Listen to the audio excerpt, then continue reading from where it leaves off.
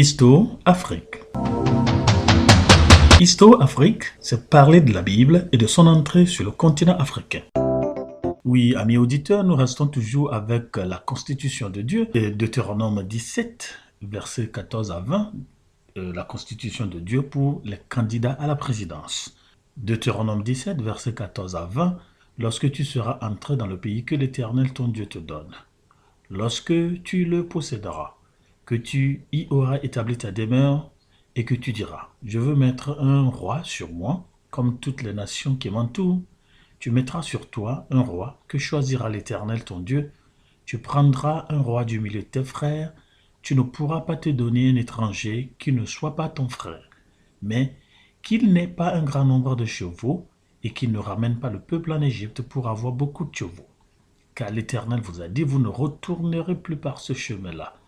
Qu'il n'ait pas un grand nombre de femmes, afin que son cœur ne se détourne point, et qu'il ne fasse pas de gros amas, de grands amas, de larges amas d'argent et d'or. Quand il s'assiera sur le trône de son royaume, il écrira pour lui dans un livre une copie de cette loi qu'il prendra auprès des sacrificateurs les Lévites. Il devra l'avoir avec lui et y lire tous les jours de sa vie, afin qu'il apprenne à craindre l'Éternel son Dieu, à observer et à mettre en pratique toutes les paroles de cette loi et de toutes ses ordonnances, afin que son cœur ne se lève point au-dessus de ses frères et qu'il ne se détourne de ses commandements ni à droite ni à gauche, afin qu'il prolonge ses jours de son royaume, lui et ses enfants, au milieu d'Israël. Et nous avons dit que telle est la constitution de Dieu pour les présidentiables. Et nous avons commencé à parler de la première condition à remplir, il faut être citoyen. Et nous avons également montré comment concept, la notion de citoyenneté est devenue une matière à travailler en Afrique, où on muselle ce concept, qui est citoyen, qui n'est pas citoyen. Et au finish, ce que nous constatons, c'est que c'est la politique de l'autochtonie qui prend le dessus. Politique de l'autochtonie, c'est un mot de François Bayard, la politique du ventre en Afrique, et c'est ça. Qui est citoyen en Afrique? L'autochtonie. On est là avant vous. La politique de je suis là où j'étais. Et nous voyons ces choses dans la Bible. La politique de l'autochtonie se trouve bien dans la Bible, comme nous le disons, Exode 1, à compter du 8e verset. Il s'éleva sur l'Égypte un nouveau roi qui n'avait point connu Joseph. Il dit à son peuple, voilà les enfants d'Israël qui forment un peuple plus nombreux et plus puissant que nous. Allons, montrons-nous habiles à son égard, empêchons qu'il ne s'accroisse et que, s'il survient une guerre, il ne se joigne à nos ennemis pour nous combattre et sortir ensuite du pays. Et l'on établit sur lui des chefs de corvée afin de l'accabler de travaux pénibles. C'est ainsi qu'il bâtit les villes de Pithom et de Ramsès pour servir de magasin à Pharaon. Mais plus on l'accablait, plus il multipliait, s'accroissait, et l'on prit en aversion les enfants d'Israël. Alors les Égyptiens réduisirent les enfants d'Israël à une dure servitude. La question ici est de savoir où de quelle origine est ce nouveau roi? De quelle origine est ce nouveau président qui ne connaît pas l'histoire de son pays? Les érudits de la Bible disent que, en fait, ce chapitre a une perspective nationalistique, patriotique. L'autochtonie, oui. Nous étions là avant vous. Nous sommes des Égyptiens, nous resterons Égyptiens. Nous n'allons permettre à quelqu'un d'autre de venir supplanter, prendre notre place. Et nous appliquons la même politique en Afrique. Telle ethnie était ceci avant celle-ci. On veut maintenir cela. Ou, au nom de l'autochtonie, on oublie les merveilles, les contributions d'autres ethnies. On essaie de les ignorer, on essaie de les dribbler, on essaie de les tripatouiller, on essaie de les enlever des arcanes de l'histoire. Pourquoi? Parce qu'on veut faire régner la politique de l'autochtonie. Et comme nous l'avons vu, même dans la Bible, un roi, un nouveau pharaon monta au pouvoir. Et il feint d'ignorer la contribution de Joseph au développement de sa nation. Et nous avons appelé, et nous en appelons à l'Union africaine de retourner à la définition de l'Africain. Qui est-ce qu'on appelle Africain? Il faut déterminer un temps, T, où toute personne née en Afrique, des deux ou d'un des parents, est africain. Il revient à la commission juridique de l'Union africaine de définir qui est l'Africain, qui est un Africain, est africain. Mais la Bible dit, si vous voulez être président d'une nation, il faut être citoyen de ces nations, de cette nation. Aujourd'hui, nous allons parler de la deuxième condition à remplir, selon Dieu, pour être présidentiable. Nous avons dit qu'il faut être citoyen, un citoyen historique, un citoyen de cœur et de caractère, un citoyen civil ou civique. Voilà les choses dont nous avons parlé. Deuxième condition à remplir. Le présidentiable ne doit pas être un militaire de profession. La Bible nous dit qu'il ne doit pas posséder assez de chevaux pour ramener son pays en Égypte. Nous avons déjà dit que dans les Écritures, le cheval fut utilisé comme un symbole de force physique et de puissance dans la guerre. Et donc Dieu, commandant au roi d'Israël à ne pas avoir trop de chevaux comme les autres rois, voudra dire que le roi doit mettre sa confiance en Dieu au lieu d'un investissement bien onéreux pour la guerre. Osée 1, verset 7. Et l'Égypte, et étant entendu que l'Égypte fut le principal fournisseur de chevaux de guerre, la cavalerie dans l'Asie occidentale, donc l'interdiction répond à trois choses. Le commerce avec l'Égypte entraînerait l'idolâtrie et l'unisson avec le pays fournisseur. Deuxième chose, l'Israël dépendra de la cavalerie comme moyen de sécurité au lieu de la confiance en Dieu comme le secours, protecteur et force. 3. La tentation d'étendre leur domination par les conquêtes, qui par conséquent les éparpillerait dans les pays idolâtres avoisinants. Ce faisant, ils cesseraient d'être ce peuple distinct et séparé qui accomplirait leur appel ultime, celui d'accueillir le Messie. Cela dit, avoir une armée ne veut pas dire être militaire. Et nous pouvons lire 1 Chronique 28 et 29. David convoqua à Jérusalem tous les chefs d'Israël, les chefs des tribus, les chefs des divisions au service du roi, les chefs de milliers et les chefs de centaines, ceux qui étaient en charge sur tous les biens et les troupeaux du roi, et auprès de ses fils, les eunuques, les héros et tous les hommes vaillants. Le roi David se leva sur ses pieds et dit, « Écoutez-moi mes frères et mon peuple. J'avais l'intention de bâtir une maison de repos pour l'Éternel, pour l'arche de l'alliance de l'Éternel et pour le marchepied de notre Dieu. Et je me préparais à bâtir. Mais Dieu m'a dit, tu ne bâtiras pas une maison à mon nom, car tu es un homme de guerre et tu as versé le sang. » Dieu ne veuille pas qu'un présidentiable soit un militaire. Mais nous disons que le chef de l'État doit avoir une armée. Et c'est une institution de Dieu. Et on l'appelle chef des armées parce que c'est lui qui commande l'armée, c'est lui qui donne les ordres. Commander une armée ou être chef des armées ne veut pas dire qu'on est militaire de métier. Vous voyez ici que la beauté intérieure du prétendu présidentiable est de rigueur. Il doit avoir des notions, il doit avoir des connaissances militaires, mais ne doit pas pratiquer le métier des armes. Il ne doit pas être quelqu'un qui s'allie aux voisins pour tuer le pays qu'il veut gouverner. C'est-à-dire qu'il ne doit pas être même un rebelle. Un rebelle ne doit pas être président.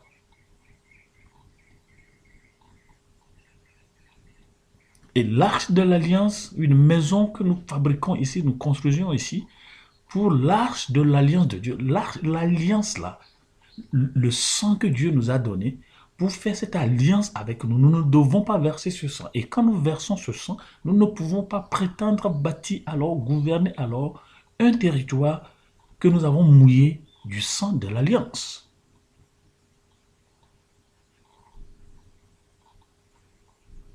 Et il ne doit pas être quelqu'un qui ait un grand nombre de chevaux.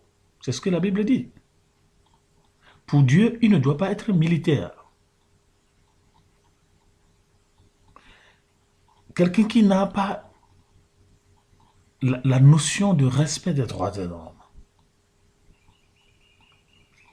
Alors, s'il ne doit pas être militaire, cela voudra aussi dire qu'on ne doit pas faire un coup d'État. On ne doit pas faire un coup d'État. Pourquoi est-ce qu'on ne doit pas faire un coup d'État? Faire un coup d'État voudra dire que Dieu est trop lent pour régler les problèmes politiques de notre pays. Bon, ces dernières années, apparu sur notre continent ce qu'on appelle des coups d'État non sanglants, d'accord. Si on peut faire le coup d'État sans tuer des gens, sans verser le sang, d'accord.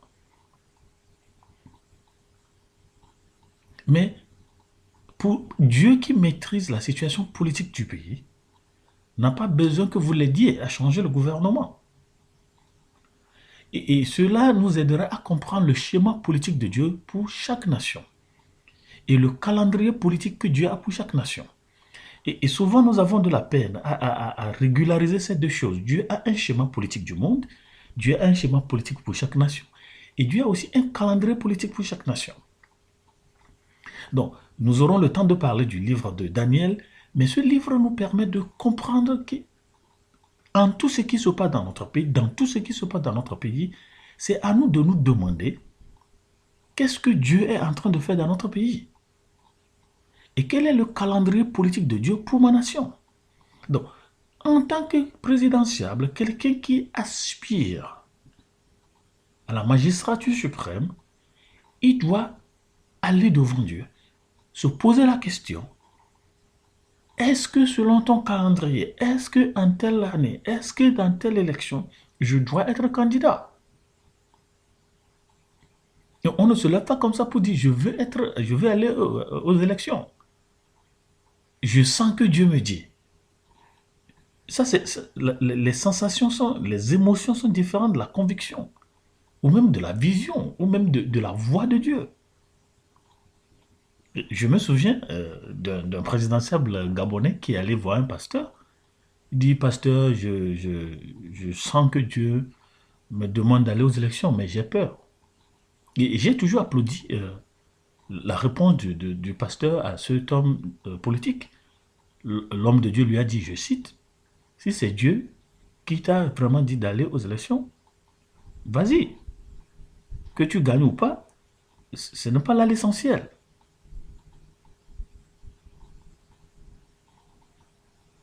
Donc, cela voudra aussi dire qu'on ne doit pas être président par des élections aux résultats truqués. Et pourquoi est-ce que les gens truquent les élections? Parce qu'on sait qu'on a le pouvoir militaire.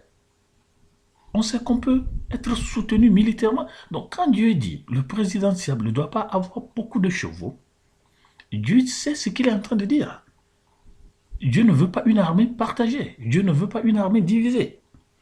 Une armée divisée entre le nord et le sud. Une armée divisée entre Tutsi et Hutu. Mais Dieu veut une armée, comme on l'appelle aux États-Unis, la grande armée de la République. GAR. Nous devons avoir une grande armée de la République. Nous ne devons pas avoir une armée ethnique. Nous ne devons pas avoir une armée monocolore. Et pire même, une armée politique. Nous ne devons pas avoir des milices gouvernementales et des milices de l'opposition. La Bible dit, selon la constitution de Dieu pour le présidentiable, le prétendu présidentiable ne doit pas avoir assez de choses. C'est-à-dire que votre aspiration à la politique ne doit même pas être calquée sur l'armée. Vous ne devez pas compter sur le pouvoir militaire pour votre carrière politique.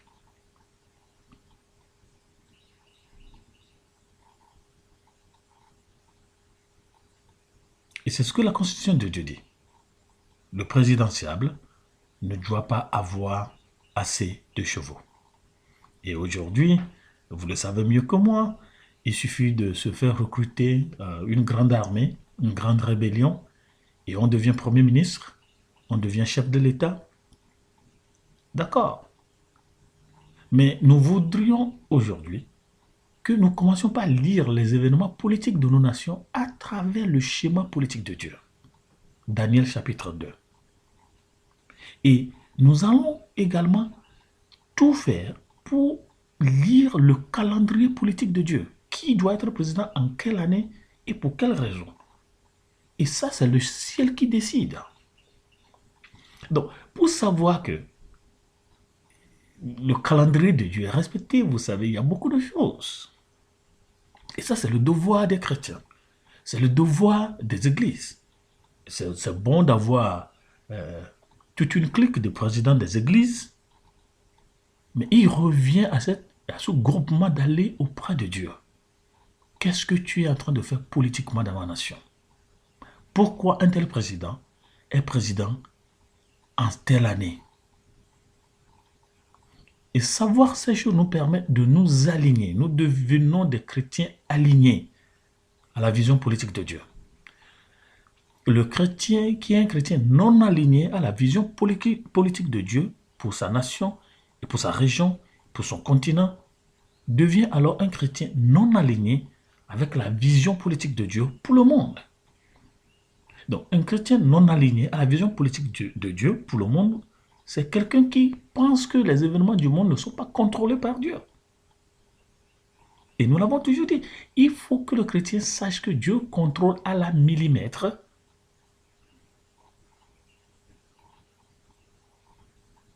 et même avec une efficacité de soda militaire les événements politiques de nos nations.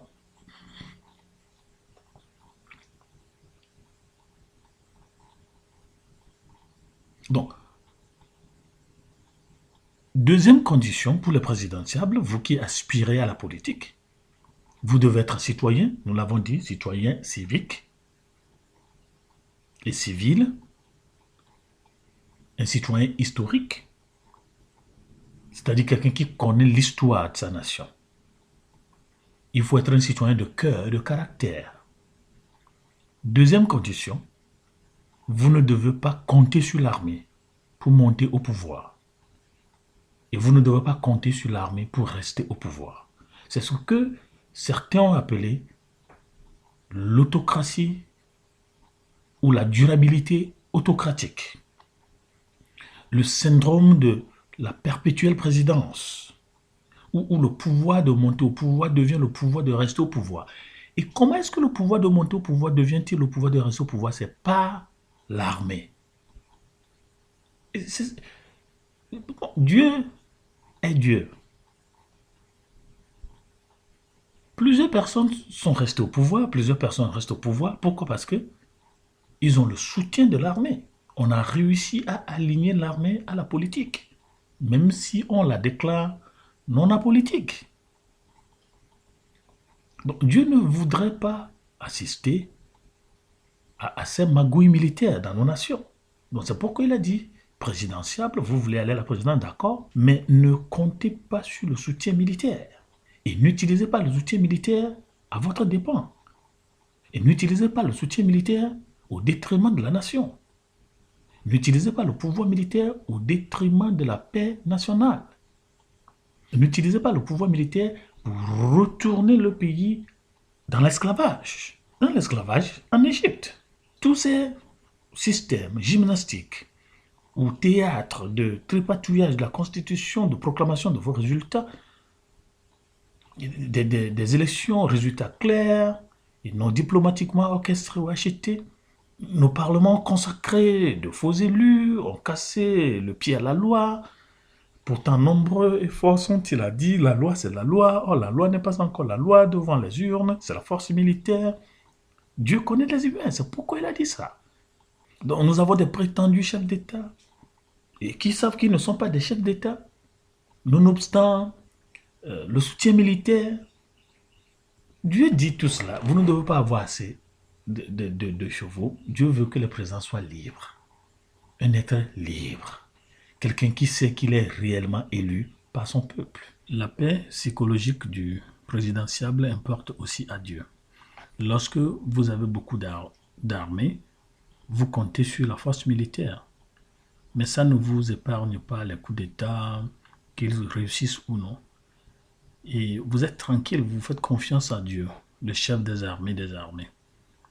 Donc il y a une dimension psychologique aussi, et une dimension de confiance en Dieu dans l'interdiction de possession d'assez de chevaux ou de la confiance en la force militaire. Vous savez, un président qui sait qu'il n'est pas élu par son peuple ne va jamais aimer son peuple.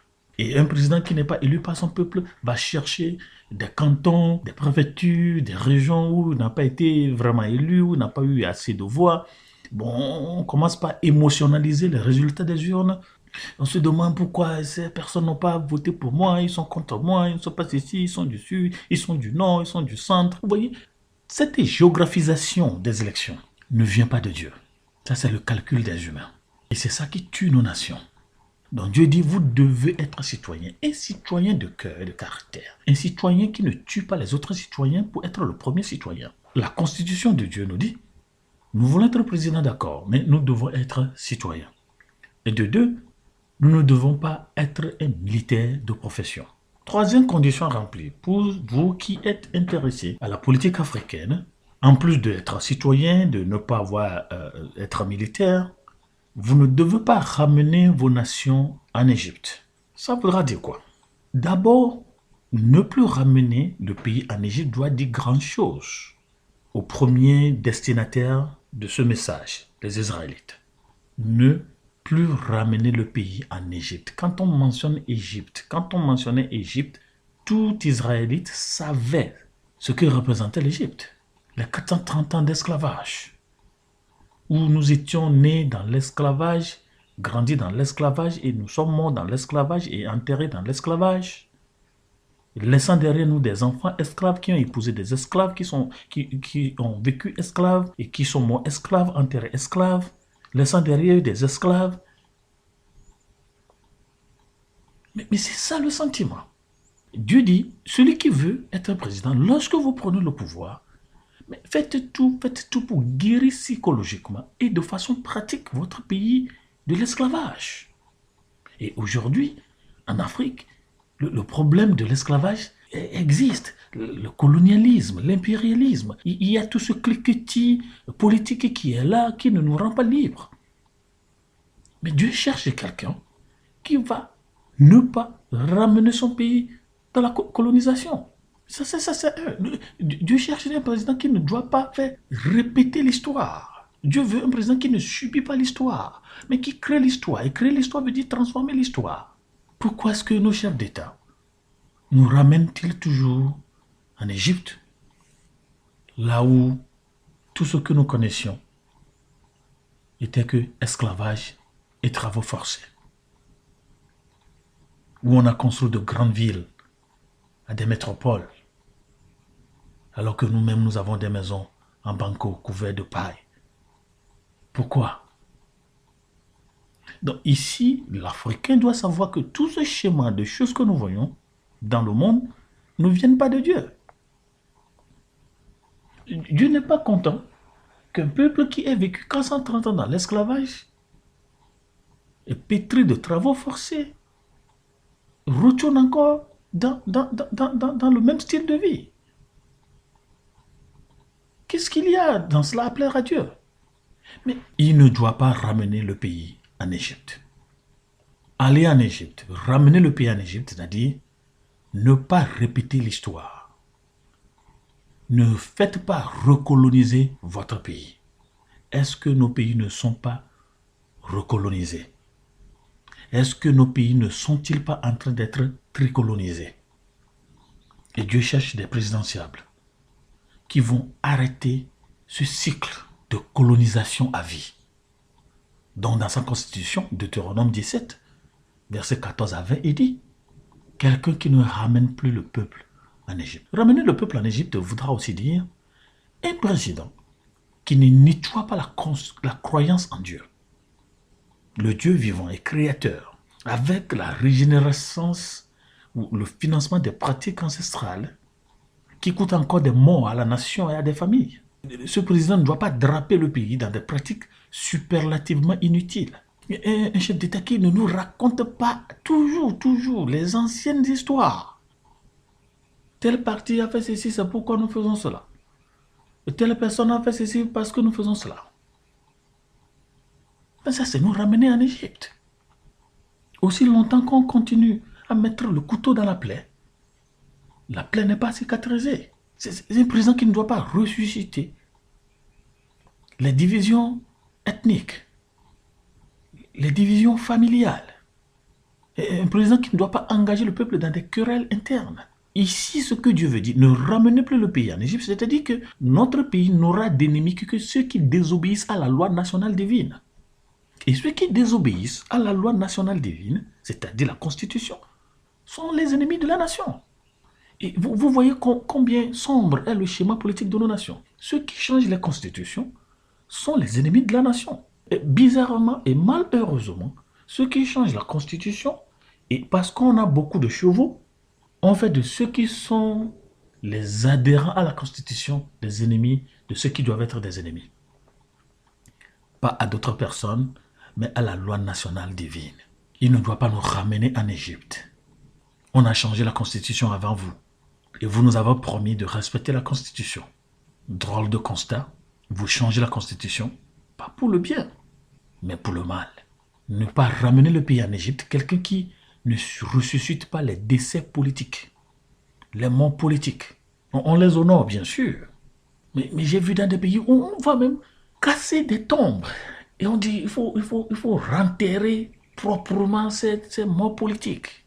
Mais quelqu'un qui transcende le mal pour faire asseoir le bien, pour faire asseoir le progrès, pour faire asseoir le développement. Mais ne pas nous ramener en Égypte. Il faut avoir une onction populaire. Il faut que le chef de l'État soit le chef de l'État vraiment. Il ne doit pas être le chef d'une partie de l'État. État ici en tant que territoire. Nous sommes dans Deutéronome 17, versets 14 à 20. Vous devez être citoyen, vous voulez aller à la présidence, d'accord, on vous soutient. Mais vous devez être président, vous devez être citoyen, civique et civil, historique, un citoyen de sang et de caractère, un citoyen de cœur, un citoyen qui est rongé par le mal qui ronge nos nations. Mais pas un citoyen qui est rongé par le mal qui ronge nos nations pour ronger la nation d'un autre mal qui ne le rongeait pas. Il ne doit pas avoir beaucoup de troupeaux. L'appui militaire, l'instrumentalisation de l'armée, l'ethnisation de l'armée, la politisation de l'armée. Dieu a dénoncé cela. Donc quand nous assistons à toutes ces choses dans nos nations, ça ne vient pas de Dieu. Ne blâmez plus Dieu, ce n'est pas Dieu. Ce qu'il dit ici, dit, le chef de l'État ne doit pas avoir beaucoup de chevaux. Laissez l'armée à l'armée. Même si vous donnez des commandements. Dieu dit tout cela pour que nous ayons la paix. Comment est-ce que nous voulons avoir la paix dans nos nations quand il n'y a pas la vérité? Je ne sais pas si nous nous posons cette simple question. L'armée ne rassure pas la paix. Ce n'est pas l'armée qui donne la paix. La police ne donne pas la paix. Ces institutions de sécurité et de défense sont là pour garantir la paix. Garantir, c'est une promesse. Pour préserver la paix. Ça voudrait dire que ce n'est pas eux qui donnent la paix. La paix existait déjà. Mais ils sont là pour préserver cela, pour protéger cela. Donc, ne pas ramener le pays en Égypte, c'est-à-dire, nous ne devons plus avoir des élections truquées. Ça, c'est nous ramener en Égypte. Nous ne devons plus avoir des plébiscites. Ça, c'est nous ramener en Égypte. Dieu dit non et non. Ne plus proclamer de faux résultats, ça, c'est nous ramener en Égypte. On a déjà vu ça. Ne plus créer des groupuscules, des opuscules, des cliques gouvernementales, ministérielles, parlementaires, régionales, tout ça, ethnique. On a déjà vu ça. Ne nous ramenez plus en Égypte. C'est ce que Deutéronome 17, verset 14 à 20 nous dit. Au revoir.